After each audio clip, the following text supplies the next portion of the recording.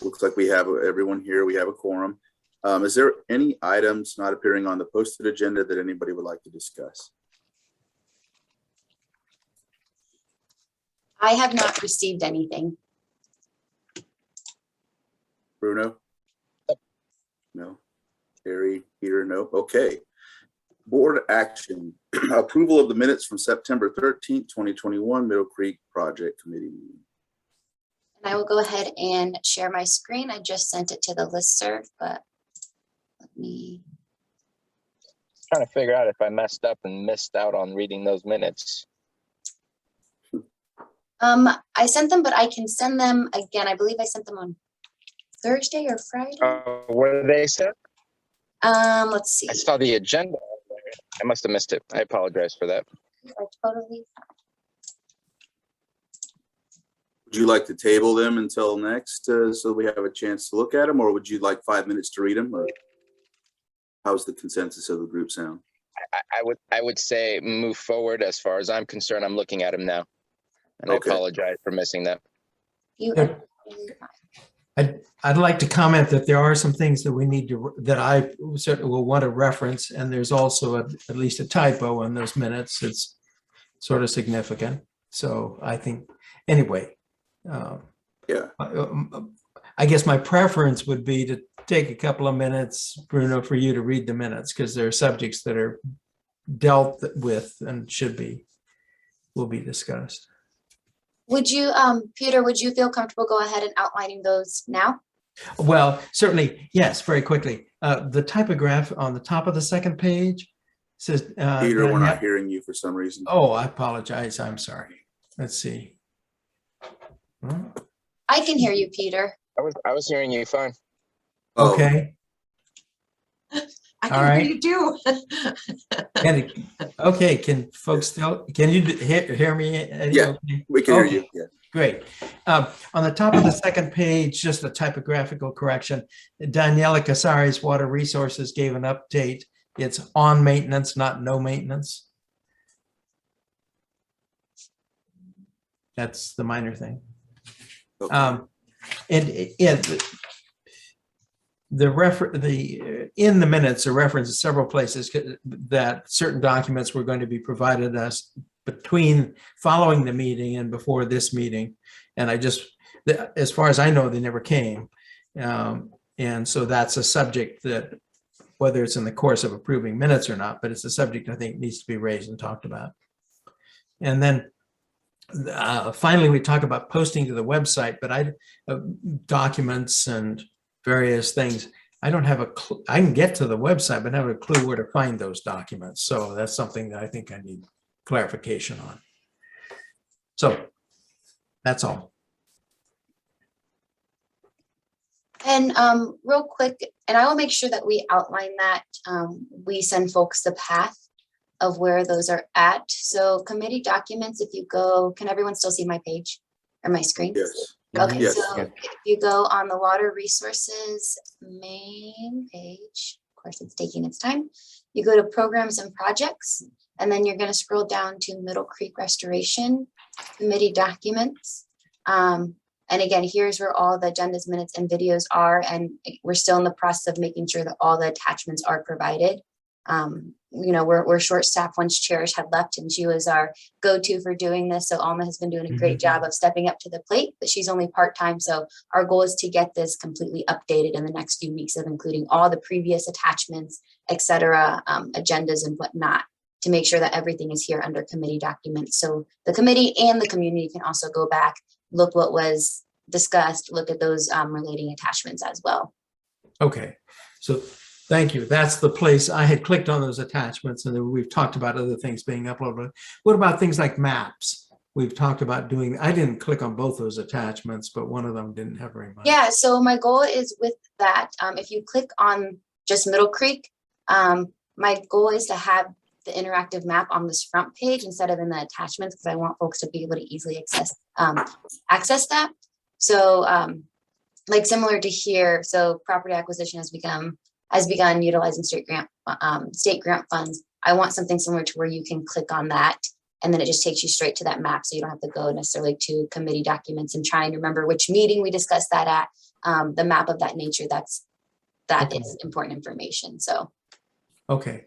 yeah. All right. Thank you. So it's attachments is where, at least ways at this point, we should see documents that were. Yep. And even if you just click on the Middle Creek Restoration Project, you can see here, if you go to for our committee documents, it takes you again to this page. So lots of clicking and not as user friendly as we are hoping it to become. So again, we're still in the process of updating and modifying. And if you have any recommendations, or if you're finding that it's just not easily accessible, please feel free to reach out to us and let us know what is the easiest way for you, or if you have ideas, we're open.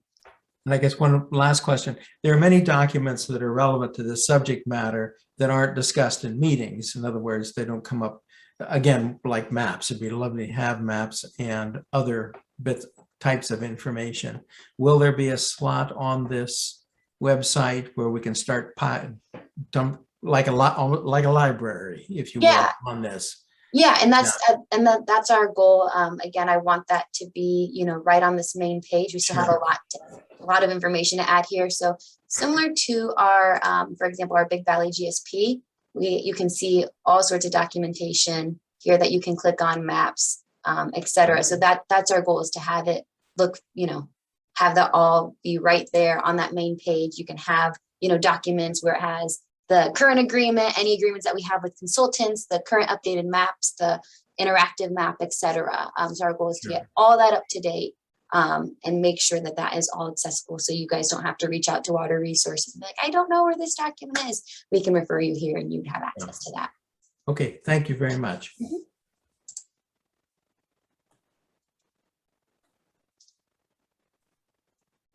And then I will work with staff, Peter, to make sure that those updates that you just discussed for the minutes are included in the September minutes.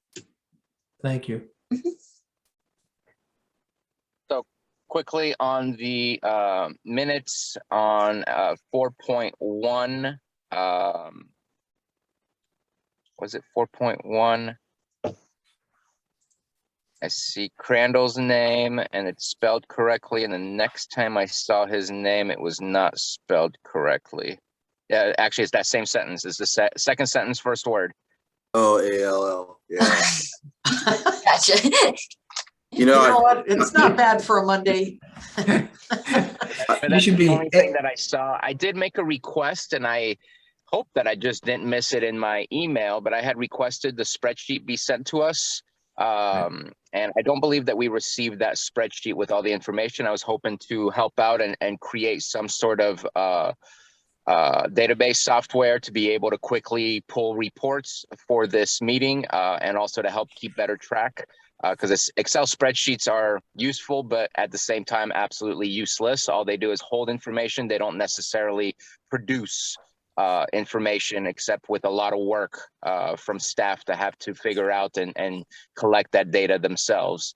Excel is pretty static, while databases are very dynamic. So it was just something that I was going to do for fun, nothing to force staff to utilize, but just kind of propose. And so if there's possible ways to share that spreadsheet that has been shared with us to make sure that I can do that, please do so. If you already did, I apologize. I don't remember getting that email. You did not get that. So what I would do, Supervisor Spatier, I have a few updates I need to make to that spreadsheet. Just with the most recent, you'll be hearing here shortly about some updates on the parcel acquisition. So once I make that, update the spreadsheet, I will send that to you by end of day tomorrow, if that's okay. And then if you have any, okay, cool. I like your idea, fun. I'm not looking for something super accurate. Okay. It's more just to kind of show off an idea. Okay. But if I have the spreadsheet, at least I could produce that idea rather than trying to create it from scratch without any kind of information or data that you have already collected. Gotcha. Yeah, this is Harry. I know we're not going to have any fun with the spreadsheet, but we'd like to see it too, the rest of the committee members. Yep. And as a matter of fact, I'd even like to see it today, even though it's not updated, because last time we saw it rather briefly, but there are other provisions.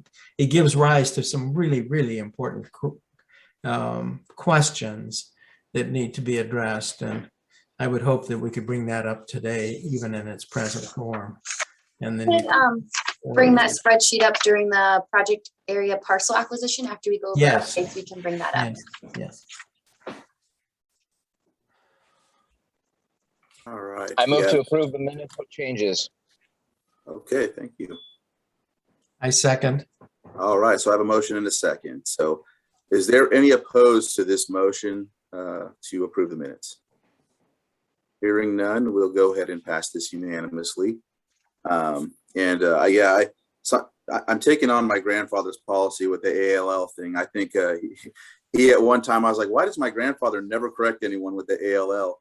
But when I found out that our name from my great grandfather is an Irish name and it's derived from Mac Randall.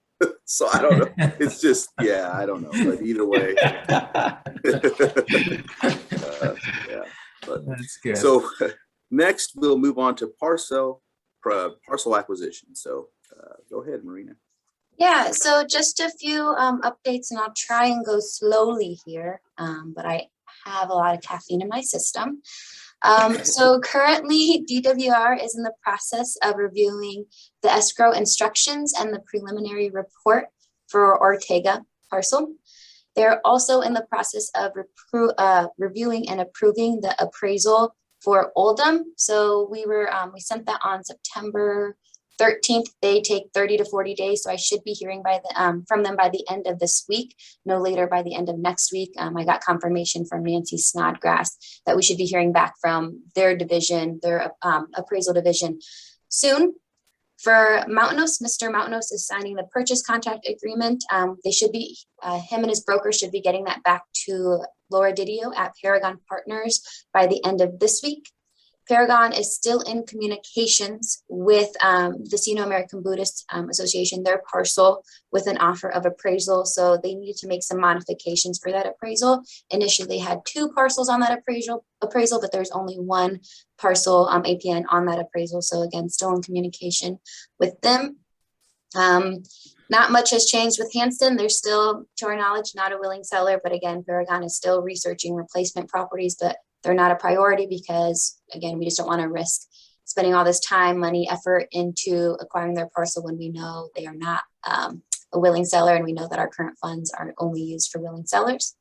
And then we're still waiting on the survey to update the Wilcox/Duck Club parcel. And then with that, Celia, do you have any additions to that before I pass it over to Director Scott DeLeon? Just that the title company has drawn escrow instructions for both Mountainous and Ortega. And like you said, I submitted the Ortega escrow instructions and preliminary report to Nancy Snodgrass for review. Once that is reviewed, she will ask the title company to sign DWR escrow instructions that they create from the state, and then we'll request funds. So Ortega will close by the end of the year, and so will Mountainous. So we're actually really making a lot of progress on those 2 parcels. I'm pretty excited. So yeah, those will close by the end of the year for sure. Nice. Nice. Awesome. There are any other, go ahead, Supervisors, about you. So questions, are we complete with all of the parcels for plats and legals? I know that was one of our hurdles before we can move forward with, especially with our contractors. So kind of curious as to where we are with the plats and legals for all of the parcels. And Director Scott DeLeon is going to give an update on the plats and legals. Well, I don't know why I get brought in to be the bearer of bad news, but it seems to be the You do it so well. well, great. Yes, the plats and legals believe they've all been completed, but one of the things that has occurred that has created a bit of a wrinkle here, and I'm gonna go ahead and share. I can share my screen, right, Marina? Yes, you should be able to. Oh, is this the difference between the lines of the flood zones? Yes. So this is, you should all be able to see my screen. This is the draft, one of the plats of one of the issues that we've run into This is at the obviously very north end of the property or the project. And you can see the assessor parcel numbers of the properties, and the line on the NFIP map, which was the 100-year storm event line, which created the boundary of the project, is several hundred feet to the south of this line that I'm following with my cursor here. That is the line that's 1331, and it's been marked in the field. As you can see, this is a relatively new home, and it is well within the 100-year storm event. This is a residence, and this structure right here is a residence. This large structure here on the most easterly parcel is a barn, and there are a number of homes up in the north of the barn, and we're going to probably need to work with the state on figuring out what we're going to do with these. But these three parcels here have clearly gone from a partial acquisition to likely a full acquisition and relocation. And so we spoke with Jeremy about this with Monument.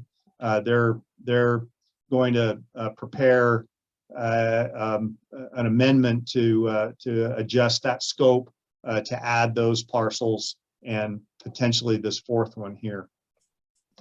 So anyway, not the best news, but you know, it's the nature of the inaccuracy of the flood insurance rate map. A lot of I walked with him a few weeks ago with Concert. I walked with them a few weeks ago along the easterly boundary of the property, and I'm going to stop sharing. They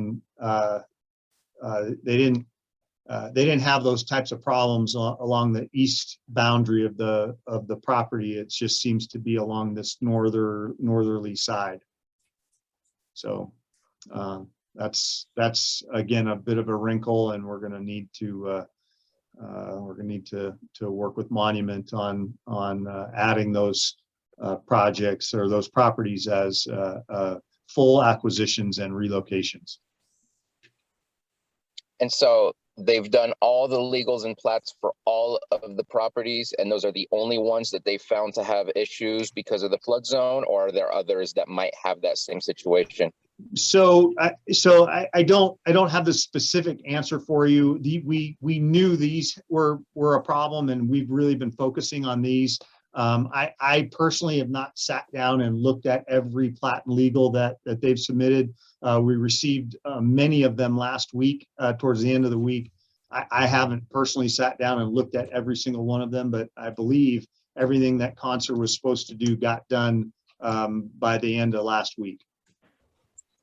Okay, so we'll soon know exactly how much more acquisition or how many changes we're going to have to make to what we originally intended to get done. Yes. Okay. I appreciate that step is done. Unfortunately, every step can uncover new things. So it is what it is, and we just have to figure out what the game plan is. And also, if it's okay if I interject, and it just is mostly just a comment, you know, and not to disparage anyone, but the state has given us certain information that we found some of it to be incorrect or needing to be corrected. So with each turn, it causes us a little bit of a delay on our end, and we're trying to address that every time this happens. Every time we, you know, in our fact-finding missions, we're trying to be as diligent as we can to correct things that we're finding that may have been incorrect because of what the state told us. I have a really stupid question. These levees have been up for about 100 years. We're talking about the 100-year flood. Does the 100-year flood zone change once levees are down? Does it, because of the larger amount of capacity for the lake to have water, does that reduce the footprint? Does it stay the same? I would suspect that there's some changes that come along with that. I don't know, just thinking out loud of us having to work hard to fix what might be what it is today, but it might not be tomorrow once the project is complete.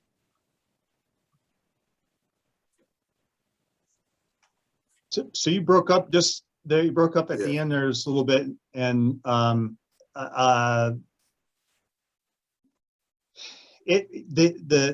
don't have a specific answer to your question. It depends. It would be my answer, I suppose. If the levees were considered sufficient to withhold a 100-year flood event, you may see a difference in the floodplain on the backside of the levee once the levee was removed. It's my understanding that that 100-year event that was shown on the FEMA floodplain for this, and which was used for the development of the boundary of the project, was not dependent on those levees. It presumed that the levees weren't providing that 100-year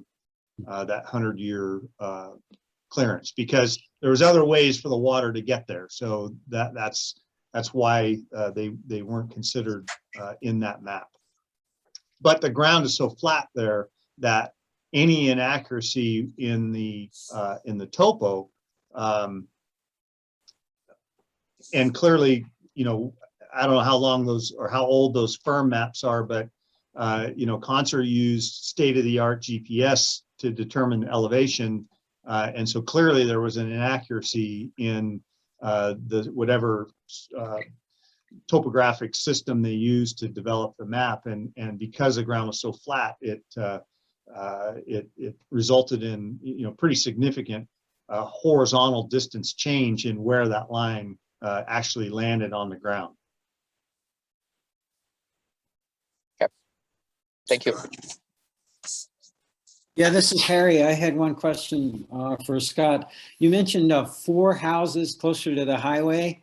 Are those going to require relocation as well, or just the ones near the boundary? So we're not sure. It's going to depend on a little bit of how the state views it, and it's also going to depend a little bit on how the property owner views it. The property owner could say, "Wait a second, you are taking the majority of my property. You took half of my barn. You've effectively eliminated any useful or any use of this property, it's an adverse condemnation act, and you need to buy the whole thing." So okay. That's a real possibility here because the amount of property that we're taking. I understand. Okay. I think Peter had some. And I hope Peter is going to either correct or confirm that I used the right term right there. That was it was perfect, Scott. Okay, perfect. You're on. All right. I have a follow-up question, Eddie, if I may. Go ahead. Yeah. A quick question about Oldham. Is that a total acquisition or partial? I don't know the answer. Let me look at my file real quick. I can tell you in about 2 seconds here. Okay. I thought it was full, but I thought it was too, but I better double check myself. I thought so too, but I just want to make sure I'm right about that.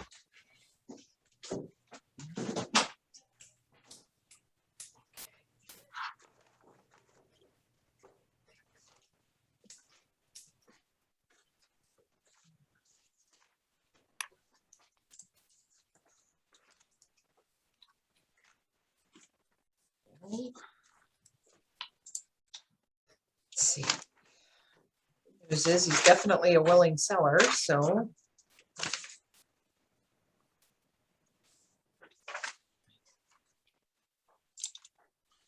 Celia, do you need a minute? I do. Yeah, why don't you guys keep going and I'll find mine. Follow it. a couple of other questions then. Go ahead, Peter. On those parcels you just showed us, Scott, is Monument in direct communication with the property owner? Have there been conversations to date? Not yet.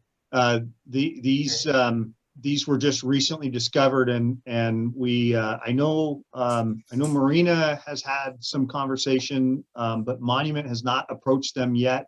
We're determining the strategy and the process because of the change in going from a partial acquisition to we need to make them aware that their homes are now in the floodplain. Okay. There are people on staff, I've forgotten who it is, that know these folks well. And so anyway, Cecilia, is it Cecilia? Someone there in your It's Daniela.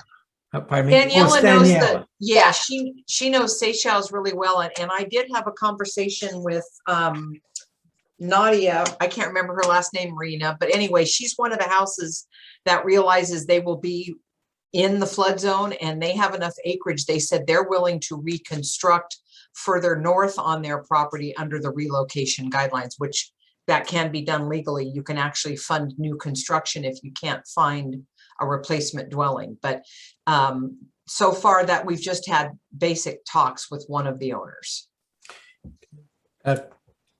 A follow-up on that too. These folks, I believe, farm. They raise berries, at least some of them do. Seychelles, yes. Seychelles, that's correct. The district owns the adjoining properties to the west.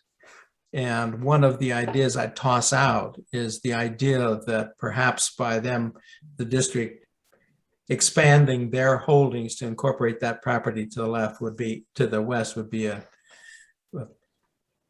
something worth pursuing, I should think. That would be a kind of a nice solution to the problem. If they And then the other thing too is the Seychelles are willing sellers on all of the parcels that they own. So they're not adverse, I don't believe, to being relocated either. That's good. Yeah. They have 5 parcels. The within problem project. is just finding the real estate that's going to match it right now. Yeah. And that property next door might be, so I guess that's what I'm suggesting is the district's property next door might be something to consider. Let's see. There was a follow-up question. Based on the appraisals to date, plus educated estimates of what you think values are for those other properties from which you have willing sellers like Seychelles, Oldham, Sealy, and others, how close are we getting to the $9 million that the grant provided for property acquisitions? So that number, I don't have off the top of my head in terms of the actual acquisitions, but I know, I think we spent a little under 5,000 so far. So we have roughly 11,000 left in the grant. And that's something that I'm going to bring up when we talk about the extension. We'll be having a discussion with the state, so we'll get those final numbers by then. And I can report back to the group on that. Okay, it's just trying to get an idea of how, given the amount of money we have to spend, how close are we getting to properties that total values would get us? And by the way, I presume you meant millions as opposed to thousands. Yes, sorry, yeah. It's a Monday. It's a Monday. Minor detail. And that's one thing that I'm going to ask to the state. So we have 15 million allocated in the entire grant. My experience, it's relatively easy to shift things around depending on tasks. And that's one thing I'm going to ask. So as we're approaching closer to this new deadline, are we able to make an amendment and move, take some funds from one current task budget if we have ample there, and then move it to, the actual acquisition to bump up that 9 million that we have allocated for that, just to make sure that we use all of these funds. So it's easier to amend in the current grant, especially if we have these funds that we have to use and move money around between tasks. And so that's one thing I'm going to ask them when we have this discussion on Wednesday. Okay, my question is something different than that. When you add up Montanos, Jones, of course, Buddhists, in other words, well, for certain willing sellers, Sealy, Oldham, now Shaw. What's that add up to? How many dollars are we looking at this point?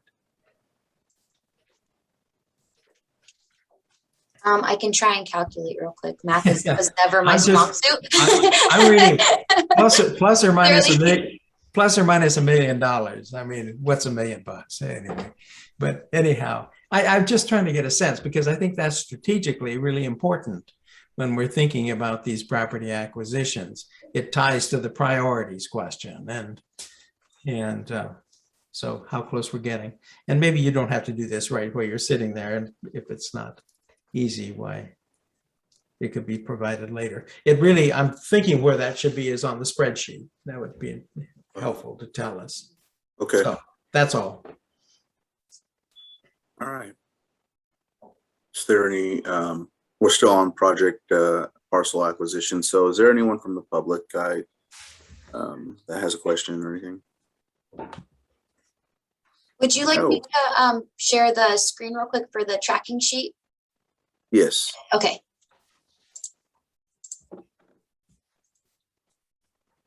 So this is the tracking sheet that Daniela has made. Again, we're still, you can see she's added some more notes in there. So we're still updating this. This is just a legend. You can see when we send this, you can click and you can hover. You can see what the specifics are for each spot as you're going through this worksheet. So here you have, and just to get everyone familiar, because you're just going to see a lot of blue and green. So green is Monument, blue is Paragon, our two consultants. Anything in yellow needs to be corrected. So here we have the properties, contact information, parcel acquisition. Again, if you hover, if there's like a little red half triangle, you can see the comments on that. Owner, contact information, assigned to, etc. So yeah, this is more of an internal tracking for us. As you mentioned, Supervisor Spatier, it's not the prettiest to look at, and it is definitely confusing. Our goal wasn't to make this look pretty right now, just to get all this information on there. This is definitely a working document, so it is subject to change. And again, we are in the process of making modifications to this. The environmental site assessments that we did way back when, task 3 process, of course, still lots to add here. Appraisal and escrow. Here's one of the main pages. So here are the current parcels that we are working on. And then again, still working on this timeline for the entire duration dating back to 2003 from one of the initial grants awarded to us by the state.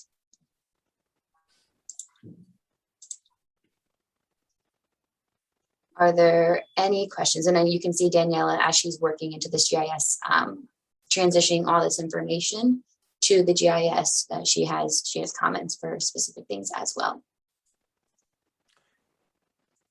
Can you give us an update on the Paragon properties? I know they had 8 that. Yeah, and that was, Peter, that was the initial update that I gave in the very beginning. If you want me to go back over that, I can. We'll just recite that again. Yes. Okay. So for Ortega, DWR is reviewing the escrow instructions and preliminary report. Celia sent that last week. For Oldham, DWR is reviewing the appraisal. Again, that takes 30 to 40 days. We sent that on September 13th. We should be hearing back from them by the end of the week on that. Mountainous, Mr. Mountainous is signing the purchase contract and agreement. He should be getting that to Paragon by the end of this week. Saba, Paragon is still in communications with an offer of the appraisal. Again, they're modifying the appraisal to include only 1 parcel instead of the 2 parcels that was listed on the current or on the most recent appraisal. Hanston, still not a willing seller, but again, Paragon is still researching the placement properties just in case he ends up being a willing seller. And then Wilcox Duck Club still waiting to update the appraisal after the survey. Thank you. And Oldham is a full acquisition. Thank you, Celia. You're welcome. Sorry it took me so long. Oh, you're fine. Thank you for getting that. Perfect. We're still on the same subject anyhow, so we're good. All right. Hearing nothing else, we'll is there no one from the public raised their hand, so we'll go ahead and move on to item 5, project area maintenance, property maintenance. Yeah, team members are still working hard. They're out there multiple times a week, finding new dump sites all the time. Thank you so much to everyone that came out to the coastal cleanup day. That was very successful. We found some new dump sites. So we were able, with our coastal cleanup, we had a few trash bags, but I feel like, and this isn't anything to be proud of, but I think our site was probably the site that had the most larger dump sites identified that we didn't have volunteers touch. As Peter and EJ can let you know that there was some larger items that we did not want the volunteers to pick up. So again, we have what we do is we have contractors that go out there, clean up the major dump sites. Again, definitely some health hazards out there. So they are working hard getting that clean. Again, all of that is reimbursed under the current agreement. So if you want, I can have Daniela take pictures, but she usually gets it picked up and taken care of before we can even go out there and take pictures. She is awesome. So her and Corey Husted, he's our extra help field worker. They are doing a great job of getting that out there. We're also in conversation, again, of installing cameras, gates, etc., to try and prevent some of the dumping there. That, again, just as a reminder that that area is a huge dump site, something new every day, which is, unfortunate, but I think we are definitely making more of a presence out there. So hopefully that kind of slows down a little bit, but it's all covered under the grant. We're still working hard to get that area cleaned up. Yeah, that's all I have. So thank you, Daniela and Corey, for doing the good work out there. Right. There was a gentleman when I was out at that one dump site. It wasn't as big of a dump site as the one that I think Peter had noticed, but it was over towards the left where the blue truck is. And I think that's the old Irwin parcel.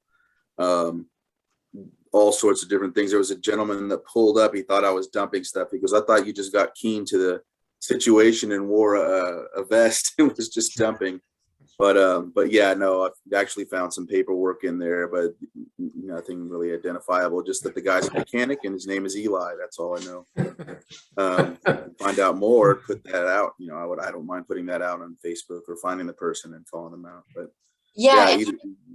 Oh, go ahead. Sorry. No, that's all I was going to say. Okay, and we find that often. I know there was one dump site a few months back. There was a whole bunch of needles and prescription medicine that had, and torn up bills that had the same name over and over and over again.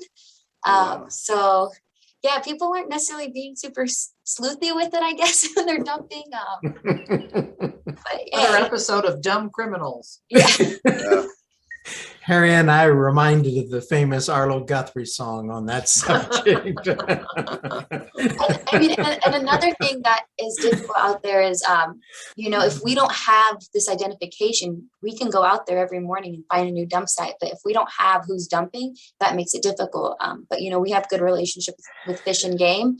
And that's our goal, is once we get the cams out there, if we have, and we've been informed by Fish and Game, if we have license plates and they actually see them dumping, that is harming the environment, so they can actually pursue action against those folks that are dumping. So again, that's the idea of trying to get these game cans out there. So at least have more of a presence. We're working on making signs that say this area is monitored.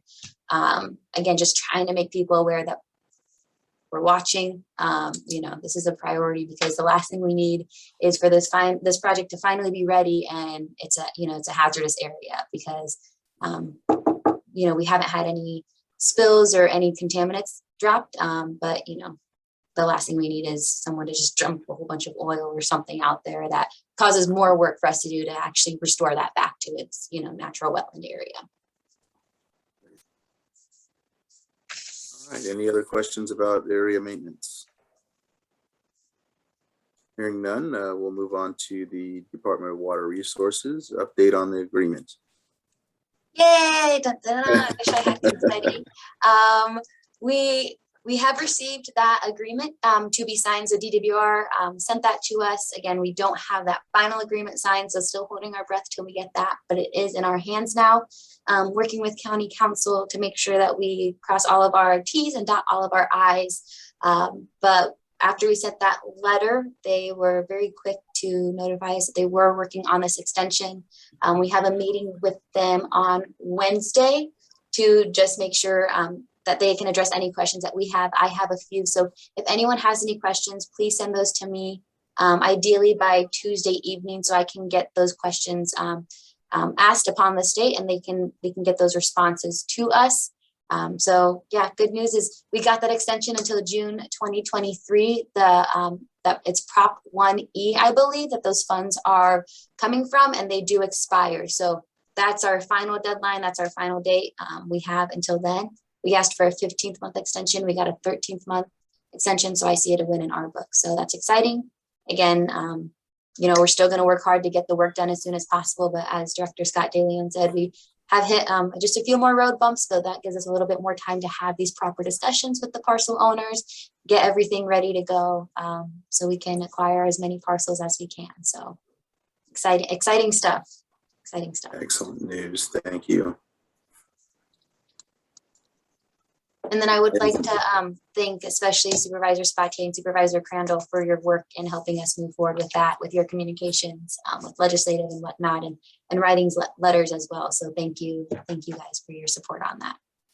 Excellent. All right, you're welcome. And is there any other questions, comments, concerns on this topic of discussion?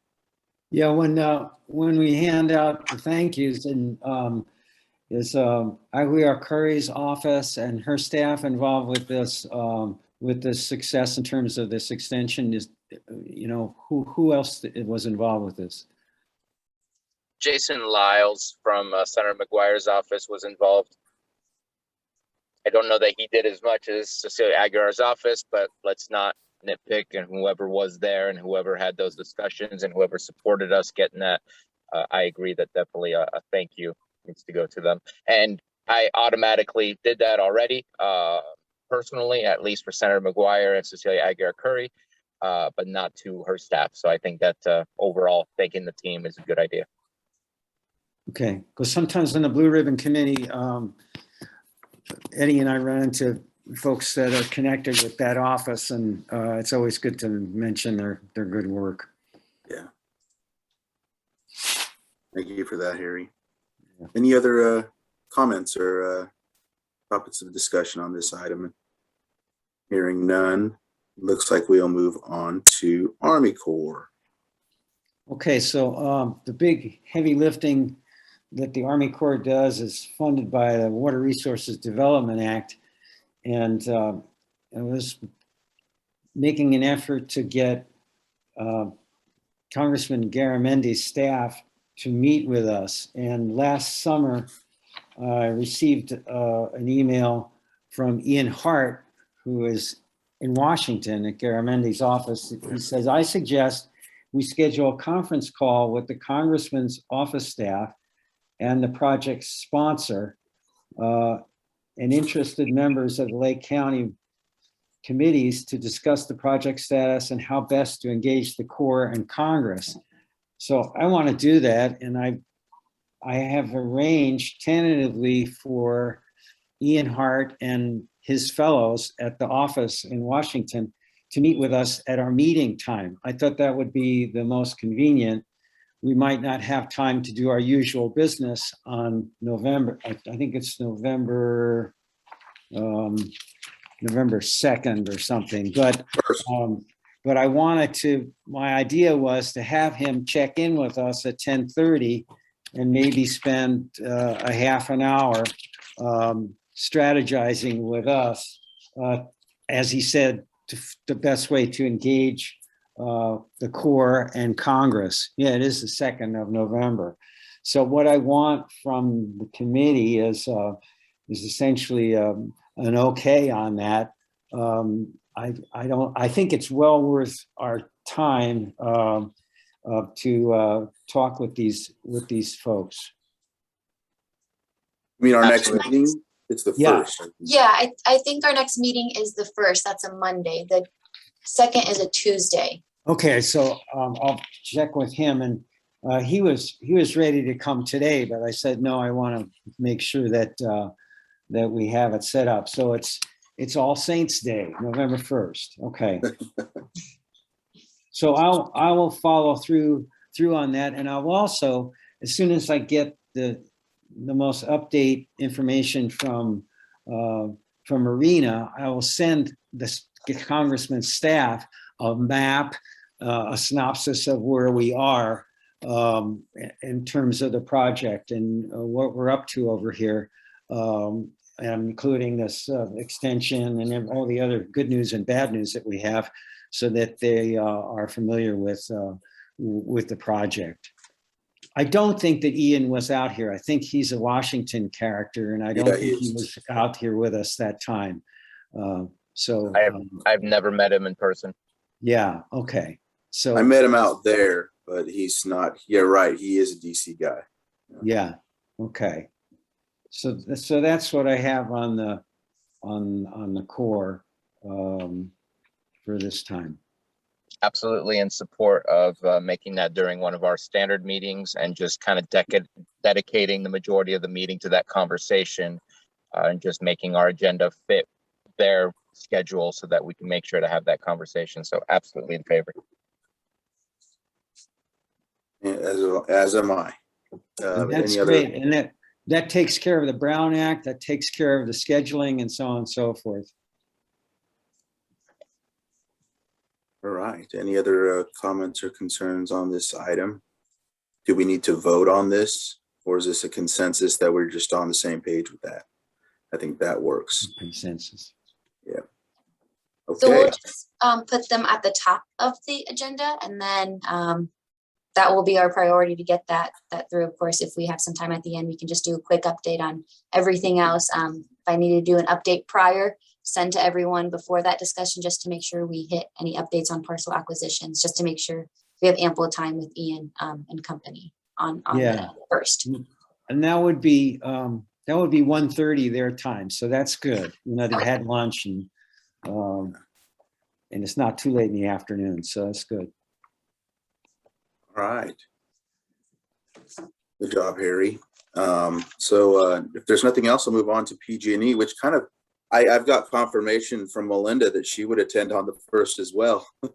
So maybe it's good that she hears us talk about this so she can see where we're at and maybe can, bring back some of that to her agency and get us somewhere on in tune with that. So I already let her know. She confirmed she could be here on the 1st. I know we talked about this month not being good because of potential fire situations and things like that. So locked her in for the 1st of November. So that's what I have for PG&E.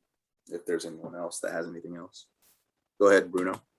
I mean, these are good conversations to have if we just want to organize the entire agenda so that we can have both the conversation with with Garamendi's office and with PG&E all in one day. I am not against having that and just almost having it as a 2-item situation.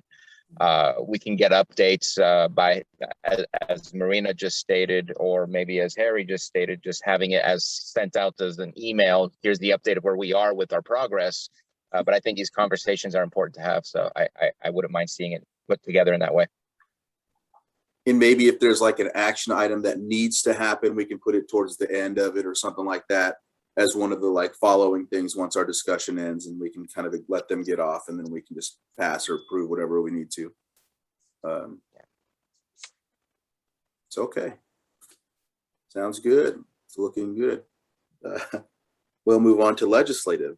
So item number 9 on the agenda is legislative, and not sure if that's us, right? Or Quick question. I like what Harry said about saying the thank yous. Is that something that needs to come from us? Is that something that needs to come from Water Resources? Just kind of looking to see who's taking the lead on that. So similar to what you did, Supervisor Spati, I sent my own personal thank you to legislative just on my own, thanks for the support, but I would like a formal thank you letter going out to our friends in the legislative arena as well. So I can go ahead and draft a letter. If you and Supervisor Crandall would like to sign that and send that off, we can totally do that. I think it's necessary and it warrants that. So that's my recommendation. Yeah, a bit more of a personal touch rather than just a professional touch. Yeah. Would That'd you be great. prefer that it come from your entire board, or just you just come from perhaps this committee? What's your preference? I think my preference is that we get it to them as quickly think as the committee. possible. If we can get it to the board quickly, no problem. But I know we don't meet for another 2 weeks because of the Indigenous Peoples Day. That is a holiday on Monday. And so we don't meet on the 12th. So it's up to you guys on what your thoughts are on when you can have that drafted. If it's going to be drafted later than the 12th, then we could put it on the 19th. Or else I think that getting it to them as quickly as possible to make sure that they don't think we forgot, or that it's not forgotten because they already moved on, that we get that to them as quickly as possible. Well, I don't see any problem with us being, having something for your board on the 19th, but if that, it's really up to you. If you think the 19th is okay, then we'll have something for your entire board. I think your board supported the time extension. Yeah. And with that, I was, Right. And so maybe. oh, go ahead. Marina. No, you go ahead, Marina. So Go good ahead. at that. I want to hear what you. I want to hear. I was going to bring up to the committee, I would like to go back before the board and give an update on, since we have made some major progress on this project. So maybe that would just be a good time to bring a presentation to the board on the 19th with an additional item of, you know, that letter of thank you to our legislative, you know, for supporting the request for extension. So we can definitely do that in tandem if you guys think that would be appropriate. But as Director Scott DeLeon said, that would be no issue in bringing something to the board to present on the 19th. Sounds good to me. Okay. Cool. So do you think that maybe a letter from this body would be more ideal to get out as quick as possible? And then I think they would understand that formalizing something for a whole board would take a couple of weeks. So they'd understand once that one followed or something like that, maybe doing in essence two. So one from the Middle Creek Restoration Committee coming out like this week or however, and then that other one will come following. Mm-hmm. Does that sound like a good plan? All right.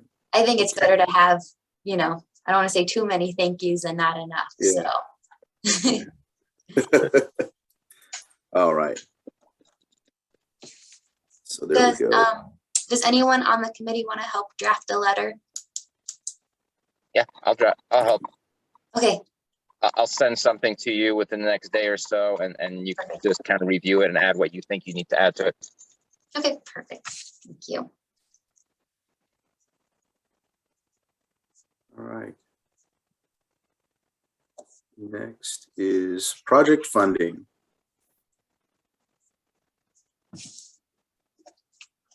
All right.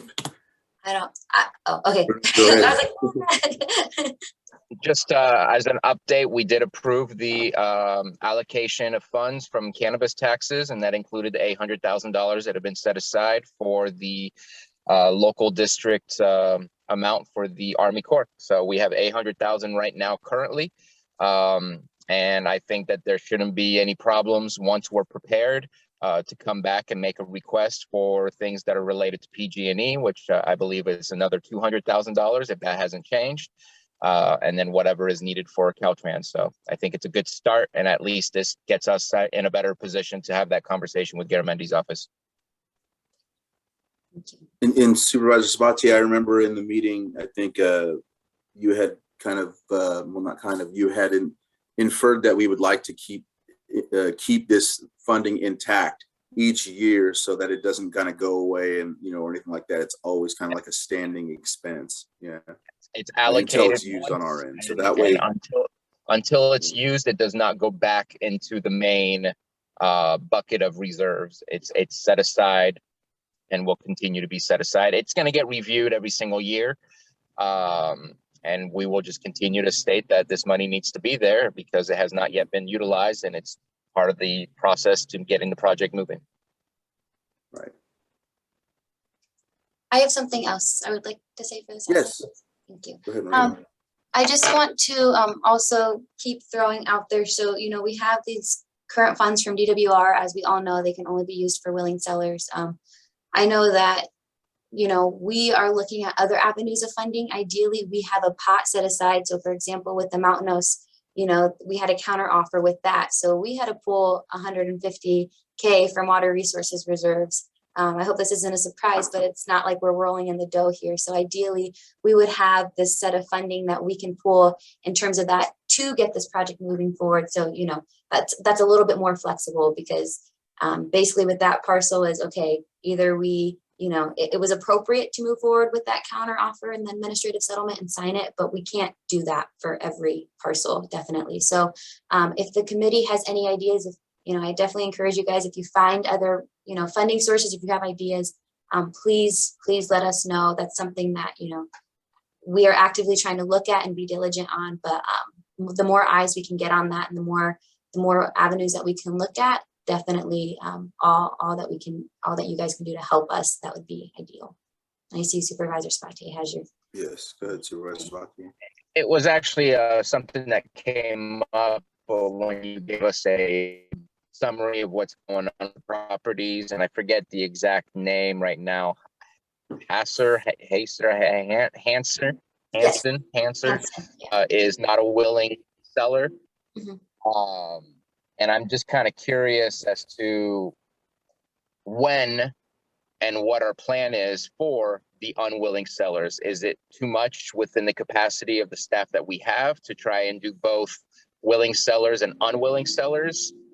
Because there's got to be an avenue in the long run of what exactly are we going to do for those that are unwilling? Is it going to be eminent domain? Is it going to be something else? I don't know, but I just kind of curious as to when that plan starts and if that plan's even been devised at this moment in time. And that's a great question. So we don't have a set plan. Just to be transparent, we're working hard just to utilize these grant funds that we have now, within water resources, because we have, especially once we sign this amendment, the last thing I want to do is give a penny back to the state when we all worked hard to get this grant extension. So if I'm being transparent, I'm having my team members work hard to get our current funds used. And as we stated, it's only used for willing sellers. So again, anything that the committee can help to, devise the plan.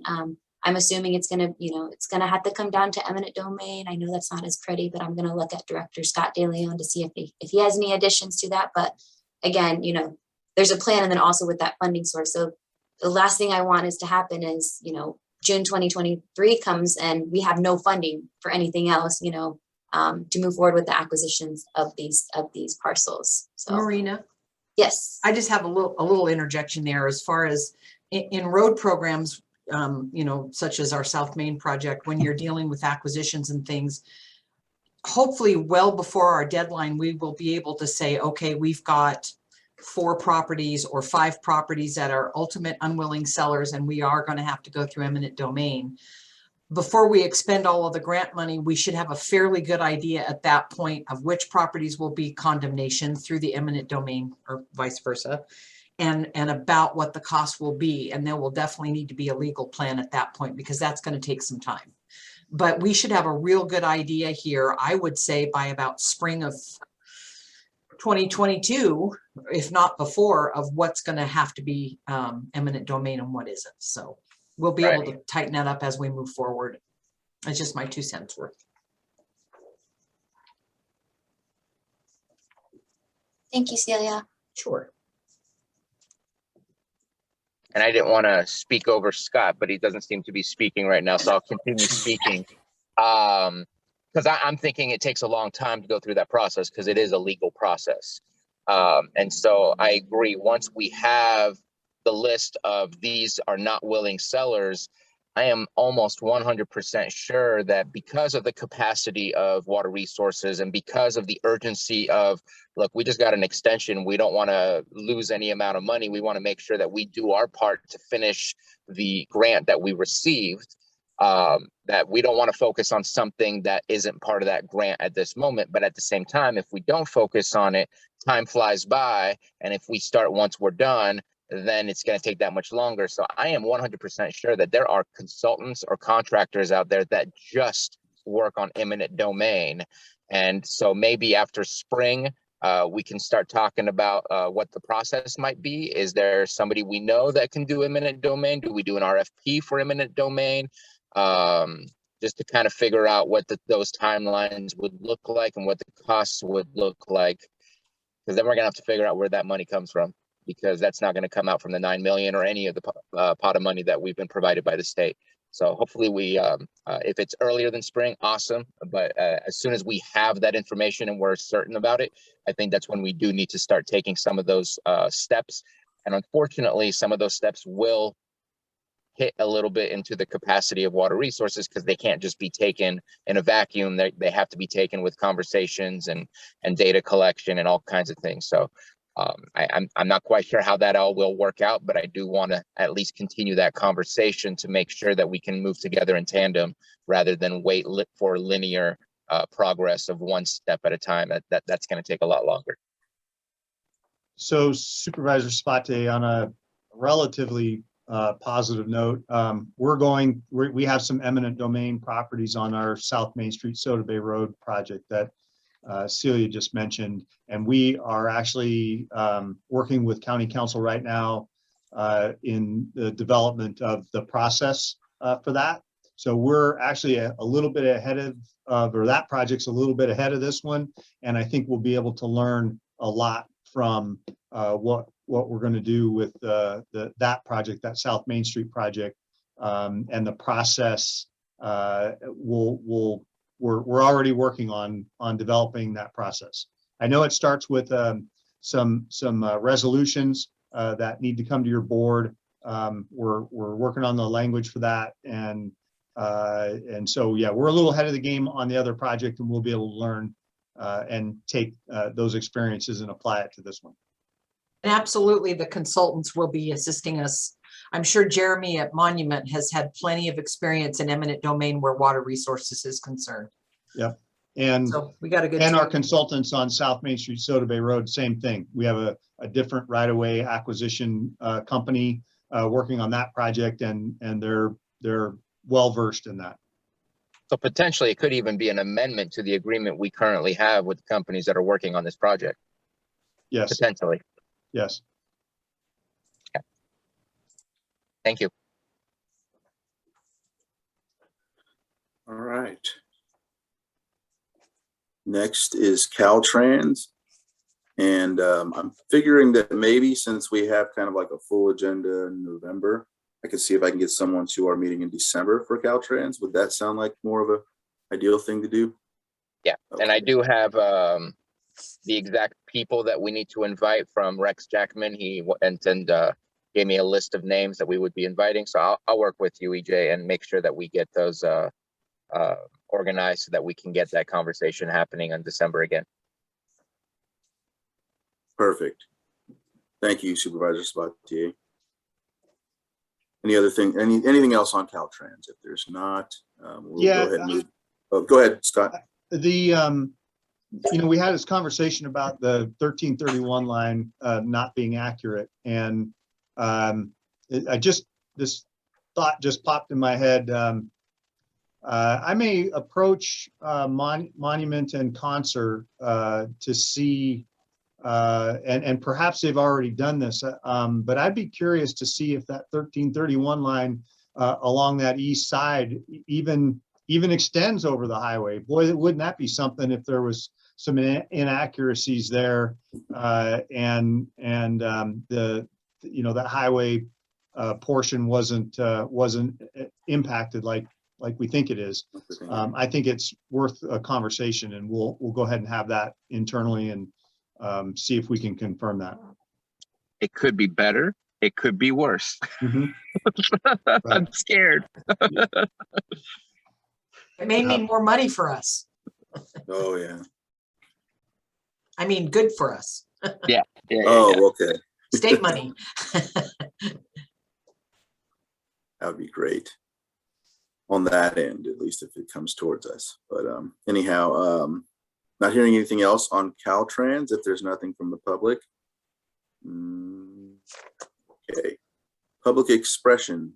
Would anyone like to express anything? Go ahead, Supervisor Spatier. I'll use public expression for something that didn't quite fit in there and it didn't require it to be an extra item. But I know that Supervisor Crandall and myself met with Yolo County Flood Control. They were very hesitant to discuss the Middle Creek Restoration Project. They had some rough history with previous supervisors in the way that it was approached to them.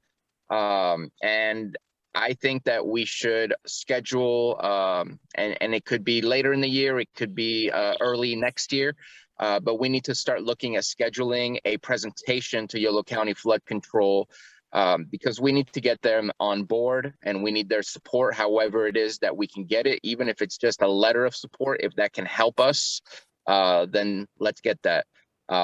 So I just wanted to bring that up, that we did have those conversations, and they are looking forward to having a presentation done. Yeah. Well, that was a good, productive meeting. They seem to really like the new representation. We weren't happy with previous discussions and involvement with the county before, but we'll see how that goes from here. But yeah, I like that idea, and willing to do what I can to help you with that. And just for full transparency, their issue in the past was there was arguments about water rights solely for the Middle Creek area. And I just stated that we gain and they gain if this project happens. So it's to me, it's an impossibility to say we have the water rights for this area of the lake. I don't know how that would ever work. But I think that the project is such great benefit to the entire area that right now that is not a part of the conversation I'm willing to have to slow down the project. Okay. Next would be, is there anyone else with public expression that would like to speak on anything? All right. Non-timed items. I don't think we put anything forward on non-timed items. And so with that, next meeting scheduled November 1st. And looks like we're going to adjust the agenda to focus on the representation, and also with PG&E to have an inclusive discussion and get on the same page so we can move forward on those ends. And yeah, keep checking off on the boxes. So thank you everybody for your work. Thank you everyone for attending. And if there's nothing else, I guess we can adjourn. Thank you so much, everyone. We'll see you next month. Thank you. you. Thank you.